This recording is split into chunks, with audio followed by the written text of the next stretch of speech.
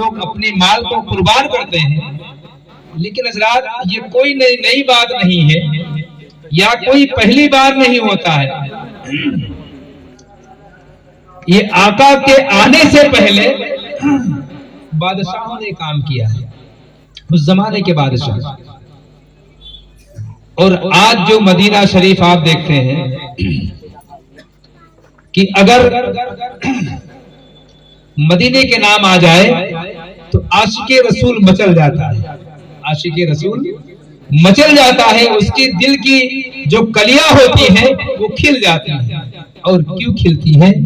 ایمان کی برکت ہے، کہہ دو سبحان اللہ، وہ ایمان کی برکت ہے۔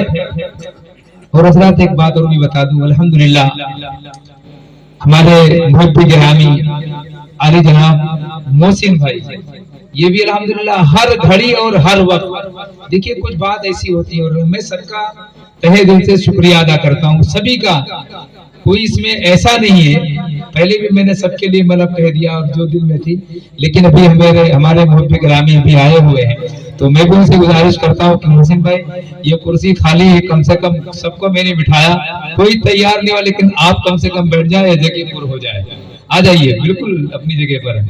بہرحال تو حضرات میں عرض یہ کر رہا تھا کہ سرکار صلی اللہ علیہ وسلم کے آنے سے پہلے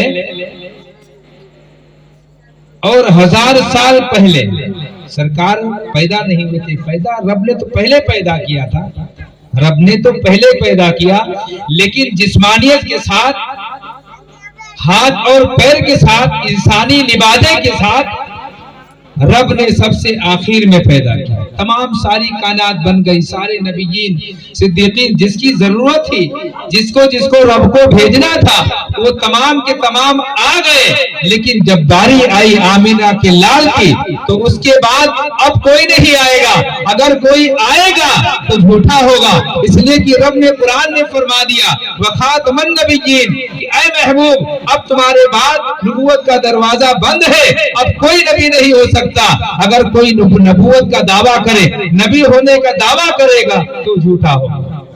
تو حضرات سرکار کے آنے سے پہلے کتنے سال پہلے؟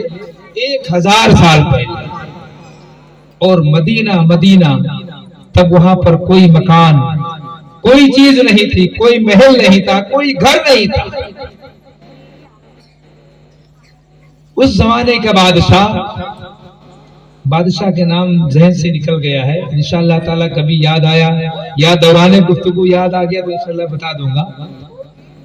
تو جب وہ نکلا تو جو مدینہ شریف آج مدینہ شریف ہے، لوگوں کی دلوں کی دھڑکن بنا ہوا ہے، اور لوگ اس شہر کو دیکھنے کے لیے مچلتے ہیں، اس شہر کو دیکھنے کے لیے مچلتے ہیں۔ آخر اس شہر میں ہے کیا حضرات؟ وہ شہر کو پہلے اتنا مقام نہ ملا، پہلے اس شہر کو اتنی بلندی نہ ملی، اس شہر کو اتنی بلندی اور ترقی نہیں ملی تھی۔ کیوں؟ کب ترقی کب ملی، مقام کب ملا؟ جب مصطفیٰ کے قدم وہاں پہنچ گئے، وہ مدینہ جو یثرب پہلے کہلایا جاتا تھا وہ مدینہ ہو گیا، اور وہ یثرب ایسی جگہ تھی، وہ ایسی جگہ تھی کہ جہاں پر بیماریوں کا گھر تھا، لوگ وباؤں سے پریشان رہا کرتے تھے، بیمار ہوا کرتے تھے، لیکن حضرات جب مصطفیٰ جان رحمت صلی اللہ علیہ وسلم جب آپ وہاں پر تشریف لے گئے، وہاں پہنچ گئے، تو اب مدینے کی برکت یہ ہو گئی کہ اگر کوئی بیمار جاتا ہے اسے شفا مل جاتی ہے، اسے اللہ شفا عطا فرما دیتا ہے، صحت عطا فرما دیتا ہے۔ حضرات یہ کوئی اور بات نہیں، یہ مصطفیٰ جان رحمت کے قدموں کی برکت ہے۔ تو وہی مصطفیٰ جان رحمت صلی اللہ علیہ وسلم جب آپ دنیا میں نہیں آئے، تشریف نہیں لائے، تو وہ بادشاہ اکیلے نہیں، اس لیے کہ پہلے کے جو بادشاہ بھی ہوا کرتے تھے تو ایسے ویسے کو اپنے ساتھ نہیں لے کے چلتے تھے، ان کے ساتھ علم داں لوگ ہوتے تھے، علم رکھنے والے لوگ ان کے ساتھ میں ہوا کرتے تھے۔ تو 450 علماء کرام، کتنے؟ 450 علماء کرام کے قافلے کو وہ بادشاہ جو آج مدینہ شریف ہے وہاں پر سے گزر ہوا، اور جو مدینہ شریف ابھی ہے اس وقت میں وہاں پر جنگل ہی جنگل تھا، پیڑ تھا، کوئی مکان نہیں. یہ کب کی بات ہے؟ آقا کی آمد سے پہلے، پیدا ہونے سے پہلے 1000 سال پہلے کی بات ہے. قافلہ رک گیا، تمام علماء کرام رکے، جب تک رکے جو بھی ان کے کام تھا، جو کچھ تھا. صبح ہوئی، بادشاہ نے کہا کہ چلو. بادشاہ نے کہا چلو. علماء کرام نے کہا کہ ہم یہاں سے نہیں جائیں گے، اس لیے کہ وہ عالم دین تھے، وہ علم رکھنے والے تھے، وہ جانتے تھے.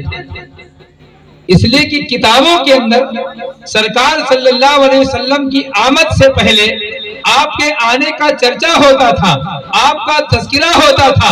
جب بھی کوئی نبی آئے، حضرت آدم علیہ السلام آئے تو آپ نے کہا کہ میرے بعد کوئی آنے والا ہے. حضرت نوح علیہ السلام آئے، انہوں نے کہا کہ اے لوگوں، میں اللہ کا نبی ہوں لیکن میرے بعد کوئی نبی آئے گا، آنے والے ہیں، میرے اوپر نبوت ختم نہیں ہوئی. اس کے بعد میں جب حضرت یحییٰ علیہ السلام کا ذکر دور آیا، جب وہ دنیا میں آئے، نبی بن کر کے آئے، لیکن حضرات انہوں نے یہی مژدہ دیا کہ اے لوگوں، اور بھی کوئی آنے والا ہے، اور بھی کوئی آنے والا ہے. اسی طریقے سے حضرت آدم علیہ السلام سے لے کر کے حضرت نوح حضرت عیسیٰ علیہ السلام تک جتنے نبی آئے، تمام کے تمام یہی خبر دیتے تھے کہ اے لوگوں، میں نبی بن کر کے آیا ہوں لیکن میرے بعد ایک نبی اور آنے والا ہے.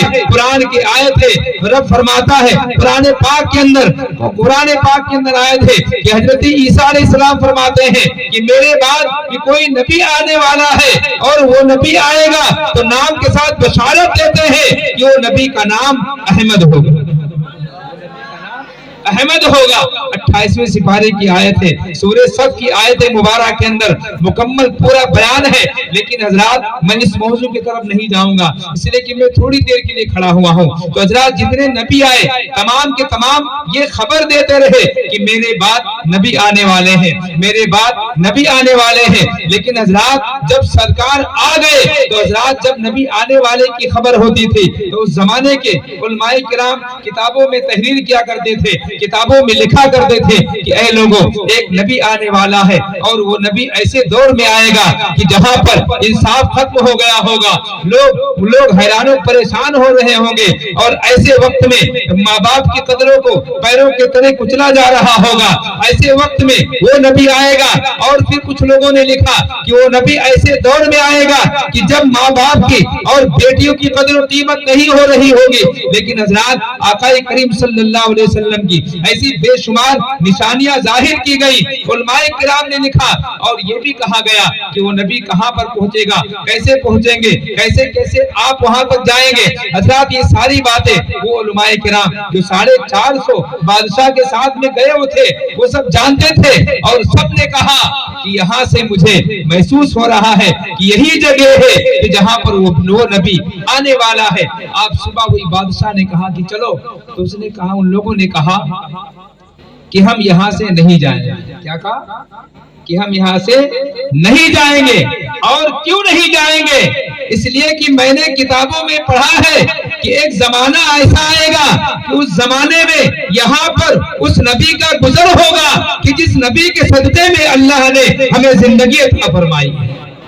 تو بس وہ عشق نبی میں، محبت نبی میں وہاں پر انتظار کرنے کے لیے ٹھہر گئے کہ ہمیں دیکھنا ہے کہ وہ نبی کب آئیں گے تاکہ ہم بھی ان سے فیضیاب ہو جائے، ان سے رحمتیں لوٹ لیں. حضرات یہی سب ان کے ذہن کے خیالات تھے. تو حضرات جب بادشاہ نے دیکھا کہ لوگ اس نبی کے آنے پر اتنی اور ایسے کٹھن ماحول میں کہ جہاں پر پانی کا انتظام نہیں ہے، سونے کا انتظام نہیں ہے، کھانے کا انتظام نہیں ہے، رہنے کا انتظام نہیں ہے، اور یہ لوگ یہاں پر ٹھہرنے کے لیے تیار ہیں. لہٰذا اس بادشاہ نے کیا کہا کہ آمد مصطفیٰ کی خوشی میں، ابھی سرکار دنیا میں پیدا نہیں ہوئے، 1000 سال پہلے کی بات ہے، سرکار کی آمد کی خوشی میں اس نے کہا کہ جب تم لوگ یہاں پر ٹھہرنا چاہتے ہو تو میں تمہارے لیے ہر ایک آدمی کے لیے مکان بنا کر کے دے رہا ہوں. کیا بنا کر کے دے رہا ہوں؟ مکان بنا کر کے. اور کتنے مکان بنائے؟ 450 مکان. کہہ دو سبحان اللہ. ابھی سرکار جسمانیت کے ساتھ دنیا میں تشریف نہیں لائے، صرف آپ کا تذکرہ ہوا، آپ کا نام آیا کہ آنے والے ہیں، تو آمد کی خوشی میں بادشاہ نے 450 مکان بنا دیے، اور ان 450 مکان میں ایک مکان کو 2 منزلہ بنایا گیا، ایک مکان کو 2 منزلہ بنایا گیا۔ اور پھر اس بادشاہ نے کہا کہ یہ سب کچھ میں دے رہا ہوں تو اس میں میرا کوئی کمال نہیں ہے، لیکن میں آپ لوگوں سے ایک امید رکھتا ہوں، یہ وصیت کرتا ہوں کہ ایک میں پرچہ لکھتا ہوں، ایک خط لکھتا ہوں، اور جب وہ نبی اس زمانے میں وہ نبی یہاں پر تشریف لائے تو یہ پرچہ ان تک پہنچا دے۔ کہتے سبحان اللہ، یہ پرچہ اس نبی تک پہنچا دینا۔ پھر بادشاہ نے کہا کہ بھائی نہ جانے وہ نبی کس زمانے میں آئے، کب آئیں گے ضرور، لیکن کس سن میں آئیں گے، کس زمانے میں آئیں گے یہ نہیں پتا تھا، خبر آ رہی تھی۔ تو کہا کہ اگر بالفرض آپ کا دنیا سے جانے کا وقت آ جائے، آپ کا گزرنے کا وقت